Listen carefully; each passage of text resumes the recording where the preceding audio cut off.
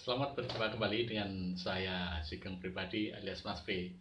Ini sudah beberapa lama ya tidak memberikan tips-tips menulis ya karena satu dan lain hal. Kali ini saya akan memberikan sebuah topik yang berjudul hambatan dalam menulis. Ya, seperti biasa tidak usah banyak-banyak, cukup ada 4. Jadi begini, terutama para penulis pemula biasanya untuk memulai menulis, kemudian memulai sesuatu pekerjaan yang berhubungan dengan menulis, biasanya banyak hambatan-hambatan yang akan dihadapi. Dan sebelum melakukannya, maka hambatan-hambatan itu harus dikenali lebih dulu. Nah, apa hambatan-hambatan itu? Nah, berikut ini adalah 4 hambatan yang biasanya akan ditemui oleh para penulis pemula, baik menulis buku, menulis artikel, menulis apapun yang berhubungan dunia tulis menulis. 4 hambatan ini pasti akan ditemui. Apa saja? Kita simak berikut ini. Yang pertama adalah menyepelekan ide. Biasanya para penulis pemula ya, penulis pemula itu idenya itu bagus-bagus biasanya, cuma kadang-kadang dia merasa menyepelekan, ada rasa takut, rasa was-was, jangan-jangan ide saya ini terlalu lebay, terlalu mengada-ada, sehingga hal-hal yang mestinya itu sesuatu yang bagus akhirnya disepelekan. Enggak deh, nanti diketawain. Enggak deh, nanti nggak dapat sambutan misalnya. Nah, ini yang harus dihindarkan. Jadi yang pertama itu menyepelekan ide, sebaiknya ini dihindari. Karena ide apapun yang datang, ide apapun yang ada di benak kita, segeralah dituangkan dalam sebuah tulisan.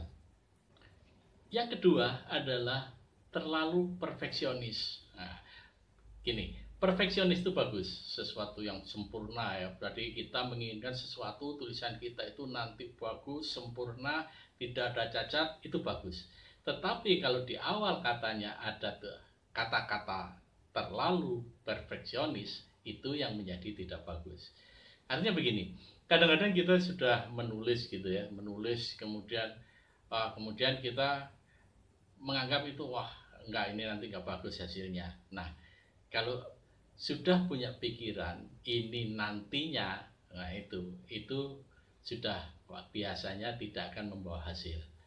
Makanya perfeksionis itu boleh, tetapi tidak boleh terlalu perfeksionis dengan hasil tulisan. Namanya juga kita mencoba, namanya juga pemula ya. Jadi menulis apa adanya dengan ide-ide dasar yang bagus tadi itu sudah bagus. Artinya apapun hasil itu adalah nomor sekian. Yang penting kita menulis dulu. Jadi jangan dari awal sudah membuat patokan yang terlalu tinggi akan hasil tulisan kita nanti yang harus sempurna. Nah, ini biasanya menjadi hambatan dalam dunia tulis menulis. Karena apa? Yaitu tadi, karena sudah belum menulis, belum mencoba, sudah mematok hasil yang tinggi. Jadi yang kedua yang harus dihindari adalah jangan terlalu perfeksionis. Yang ketiga itu adalah kurang percaya diri. Nah, ini biasanya hampir semua penulis pemula ya. Saya juga dulu pernah ngalami ini. Nggak percaya, nggak pede gitu, nggak percaya diri, kurang pede gitu ya, mau nulis gini, takut nanti ketawain atau apa gitu ya, nanti jangan-jangan nggak dibaca, nanti jangan-jangan dinilai jelek misalnya seperti itu. Nah, saya pernah ngalamin itu karena waktu jadi penulis di komunitas gitu ya, komunitas konsumen, saya pernah menjadi penulis di blog, punya beberapa blog gitu ya.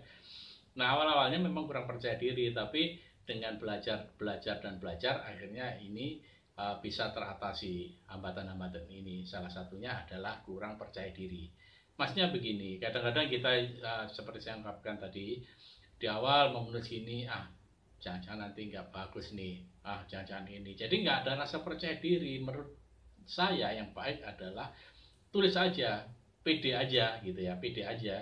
Jadi tulis apa yang ada di benak kita, yang menjadi ide kita, yang menjadi goal atau tujuan menulis kita itu apa, tulis aja gitu. Perkara nanti itu dibaca atau dinilai jelek, dikritik, nah itu kan memang hasil dari kita gitu, usaha kita ditampilkan pada orang lain lah yang menilai gitu.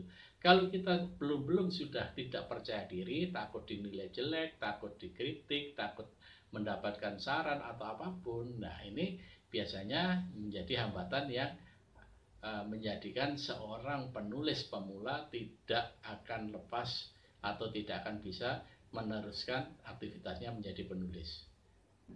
Hambatan yang keempat, nah ini ya, adalah khawatir dengan waktu. Artinya begini, ketika menulis sebagai hobi, artinya itu bukan pekerjaan utama kita. Nah inilah kadang-kadang seorang penulis pemula merasa, kalau nanti saya pakai pekerja, menulis saya terbengkalai dong. Bisa nggak ya nanti kalau saya tinggal bekerja, saya bisa juga menyisihkan waktu untuk menulis. Nah, seperti inilah yang membuat kita gagal menjadi seorang penulis. Kita gagal mengembangkan potensi diri kita untuk menjadi seorang penulis. Karena apa? Ya tadi itu, khawatir dengan waktu gitu loh. Karena siapa sih gitu? Kadang-kadang kita berpikir begini, menulis itu diperlukan suasana yang tenang, kemudian mood yang bagus apa. Nah, seperti inilah yang akan membuat kita dalam menulis itu menjadi terhambat. Karena kalau kita memang ada niatan untuk menjadi penulis, ya hilangkan yang seperti itu gitu, khawatir dengan waktu. Ngapain kita khawatir gitu kan? Orang di sela-sela kerja, misalnya jam istirahat, ada ide, ada apa, ya kita tulis. Mau ditulis seperti saya bilang, saya lebih sering di kertas kecil gitu, saya coret dulu, atau sekarang ada pakai handphone, pakai memo di handphone. Begitu ada ide, ya udah seketika itu, mau rame, mau sepi, mau dalam kantor, mau di dalam kendaraan umum, atau mau di atas Gojek kalau perlu gitu ya, kita pakai ojek online misalnya. Kalau itu yang baru keluarin HP aja, ketik di memo, diketik apa gitu ya. Jadi itu yang menurut saya harus dipupuk sejak awal. Jadi tidak usah khawatir dengan waktu, khawatir dengan tidak ada waktu. Itu tadi itu adalah sebenarnya ketakutan-ketakutan yang justru akan membuat kita tidak akan pernah menjadi seorang penulis tadi.